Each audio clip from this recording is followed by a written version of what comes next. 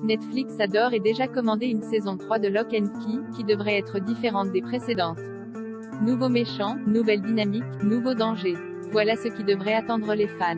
Un nouveau méchant en saison 3 annoncé comme le principal antagoniste de la saison 2, il faudra en réalité attendre la saison 3 de Lock and Key pour voir le terrible et terrifiant Frédéric Gideon, Kevin Durant, affronter la fratrie. Libéré dans le dernier épisode par Eden, celui-ci s'empare de la clé passe-partout pour s'échapper du domaine des Locks. On ne sait pas grand-chose de ce personnage si ce n'est qu'il est beaucoup plus dangereux que Gate puisqu'il s'est volontairement fait contrôler par un démon. On ne sait d'ailleurs pas quelle est son identité mais il semble ancien et plutôt connu dans l'autre monde si l'on en croit la lycéenne, décédée peu de temps après de ses mains. Reste à savoir ce que Gideon compte bien faire à Matheson. Surtout que se trouve dans la même ville l'un de ses descendants, Brendanine.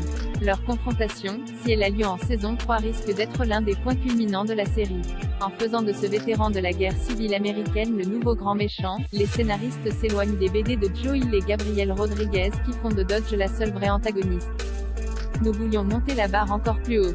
Nous avons le sentiment d'avoir essoré l'intrigue autour de Dodge. Laissons sa chance à ce grand méchant, a expliqué le producteur Carlton Cuse à Decider.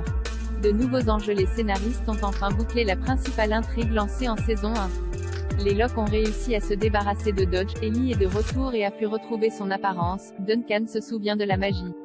La série aurait très bien pu s'arrêter là. La saison 3 aura donc une dynamique totalement différente, avec de nouveaux alliés à commencer par Lucas, Félix Mallard, l'écho contrôlé par Dodge.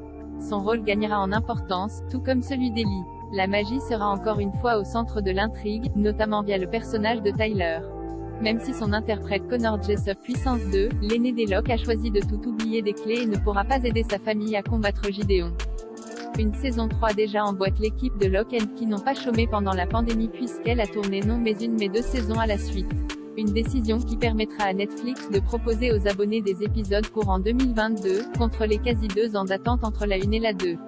Et si l'on en croit les acteurs, elle devrait monter d'un cran dans le fantastique et l'horreur.